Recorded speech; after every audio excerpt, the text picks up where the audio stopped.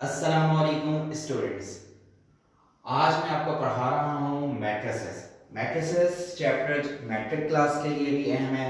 Matrices chapter first year की business maths में भी मौजूद है और बीकॉम बीबीए लेवल में भी इसे पढ़ाया जाता है। तो मैट्रिसेस में सबसे पहले मैं मैट्रिक्स के बारे में बता दूं कि एक मैट्रिक्स क्या होता है। रॉस और कॉलम्स को मिलाकर जो सेट तैयार होता है उसे हम कहते हैं मैट्रिक्स। जो हॉरिजॉन्टल लाइंस होती हैं वो हमारी रॉ होती हैं, जैसे ये 3 2 5 रॉ 1 है, 2 6 1 रॉ 2 है।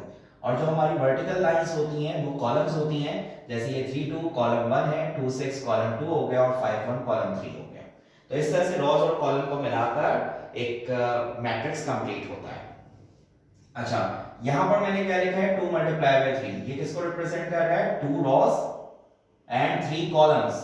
तो ये कहलाता है ऑर्डर पेयर। ऑर्डर पेयर में हमेशा नंबर ऑफ रॉस पहले लिखते हैं, नंबर ऑफ कॉलम्स बाद में लिखते हैं। यहां जो ऑर्डर पेयर है उसी के हिसाब से मैट्रिक्स बनाते हैं। यानी कि 2 बाय 3 है तो 2 रॉस और 3 कॉलम्स, अगर ये 3 बाय 2 होता तो 3 रॉस और 2 कॉलम्स बनते।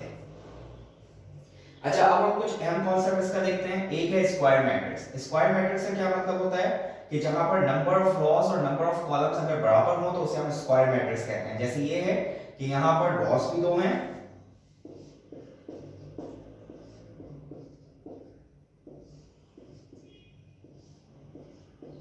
यहां पर रॉस भी दो है, कॉलम भी दो है, तो ये स्क्वायर मैट्रिक्स कहलाएगा। इसी तरह 3 बाय 3 का भी होता है कि रॉस भी 3 है, कॉलम भी 3 है। तो अगर रॉस और कॉलम की तादाद सेम होती है तो उसे हम स्क्वायर मैट्रिक्स कहते हैं। अब हम पढ़ते हैं यूनिट मैट्रिक्स। यूनिट मैट्रिक्स ऐसे स्क्वायर मैट्रिक्स को कहते हैं जिसमें डायगोनल 1 बनता है, बाकी सारे 0 होते हैं। जैसे मिसाल के तौर पर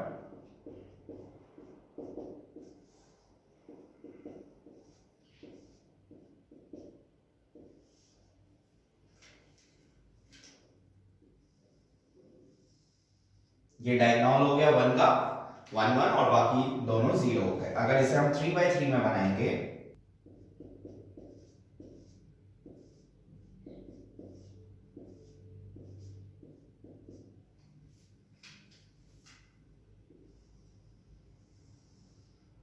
3 बाय 3 में देखें कि ये डायगोनल आपका 1 का आया, बाकी सारे 0। तो इसे हम कहते हैं यूनिट या आइडेंटिटी मैट्रिक्स।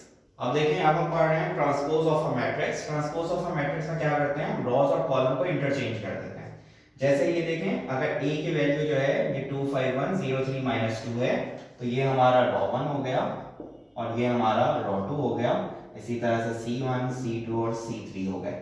इनको जो है वो रॉस को कॉलम और कॉलम को रॉस में कन्वर्ट कर देते हैं। यानी आपने ये फर्स्ट रॉ जो है उसको कॉलम की शेप में लिख दिया और सेकंड रॉ जो है उसको सेकंड कॉलम बना के लिख दिया। तो अब आपके 2 कॉलम हो गए और रॉस जो है वो 3 हो गए। तो रॉस को कॉलम में कन्वर्ट कर या कॉलम को रॉस में कन्वर्ट करना, व्हाटएवर, तो हमारे पास ट्रांसपोज का आंसर निकल आता है। अब हम एडिशन और सब्ट्रैक्शन सीखेंगे मैट्रिसेस की। जो अगर हमारे पास दो या दो से ज्यादा मैट्रिक्स हों और उनको ऐड या सब्ट्रैक्ट करवाना हो तो क्या रूल होता है वो मैं आपको सिखाऊंगा। तो फर्स्ट हम कर लेते हैं a प्लस बी। a की वैल्यू लिख ली पहले हमने, फिर हमने प्लस बनाया और फिर b की वैल्यू लिख ली। अब हमें क्या करना है, हमें दोनों मैट्रिक्स को ऐसे ऐड करना है कि हर एलिमेंट अपने सामने वाले प्लेस के एलिमेंट के साथ ऐड हो जाए। यानी 6 के सामने 3 है, 3 के सामने -5 है, 2 के सामने 2 है, 4 के सामने 3 है। तो सेम प्लेस वाले एलिमेंट्स के साथ हम इसको ऐड करेंगे।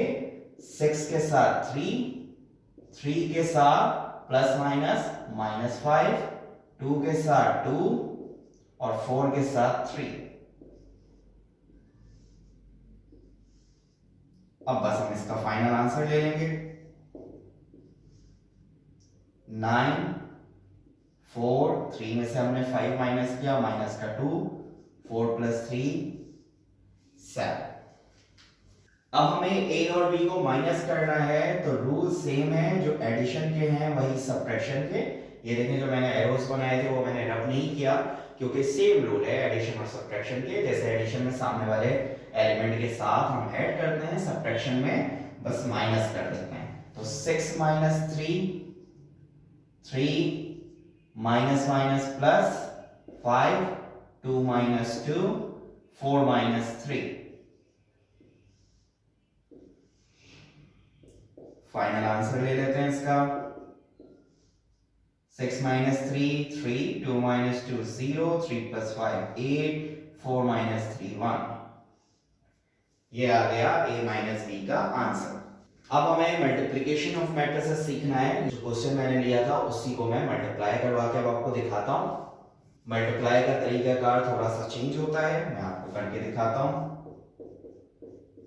मल्टीप्लाई हम उस तरह से नहीं करते हैं जिस तरह से एडिशन और सब्ट्रैक्शन कर रहे थे कि सामने सामने हम ऐड और सब्ट्रैक्ट कर रहे थे, बल्कि यहाँ पर हम रॉ इनटू कॉलम मल्टीप्लाई करते हैं। जैसे ही ये 6 और 3 जो है, इसको पहले हम, ये फर्स्ट रॉ है, इसको हम पहले फर्स्ट कॉलम से मल्टीप्लाई करेंगे और उसके बाद इसी को हम फिर सेकंड कॉलम के साथ मल्टीप्लाई करेंगे। तो 6 को 3 के साथ मल्टीप्लाई करेंगे और बीच में ये प्लस जो है ये फॉर्मूले का है, हमेशा प्लस आएगा। 3 को 2 के साथ मल्टीप्लाई करेंगे। ठीक है, ये फर्स्ट रॉ फर्स्ट कॉलम हो गया। अब स्पेस देंगे और फर्स्ट रॉ को सेकंड कॉलम के साथ करेंगे। 6 को -5 के साथ मल्टीप्लाई करेंगे और 3 को 3 के साथ मल्टीप्लाई करेंगे। सेम यही काम हम सेकंड रॉ के साथ रिपीट करेंगे। 2 को 3 के साथ, 4 को 2 के साथ मल्टीप्लाई करवाएंगे, फिर 2 को 5 के साथ और 4 को 3 के साथ मल्टीप्लाई करवाएंगे। दोबारा बता रहा हूं मैं कि फर्स्ट रॉ को पहले फर्स्ट कॉलम के साथ मल्टीप्लाई करेंगे, फिर फर्स्ट रॉ को सेकंड कॉलम के साथ मल्टीप्लाई करवाएंगे। इसी तरह से सेकंड रॉ को पहले फर्स्ट कॉलम के साथ करवाएंगे मल्टीप्लाई और फिर सेकंड रॉ को सेकंड कॉलम के साथ मल्टीप्लाई करवाएंगे।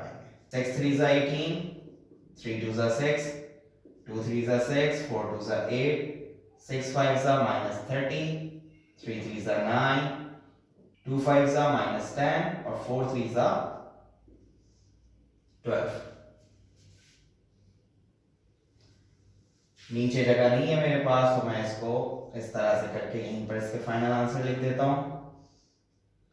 18 + 6 24, 8 + 6 14, -30 + 9 -21 और -10 + 12 +2।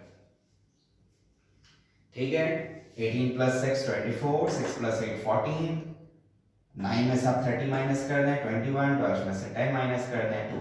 ये हो गया हमारा मल्टीप्लाई का आंसर। मैं उम्मीद करता हूँ कि आपको ये टॉपिक सही से समझ में आ गया होगा। आपसे गुजारिश है कि मेरी वीडियो को लाइक करें और इसे ज़्यादा से ज़्यादा लोगों के साथ शेयर करें, ताकि मेरी मेहनत भी रायगा ना जाए और बहुत सारे लोग इस फ्री क्लासेस का फ़ायदा उठा सकें। बहुत शुक्रिया। अल्लाह हाफ़िज़।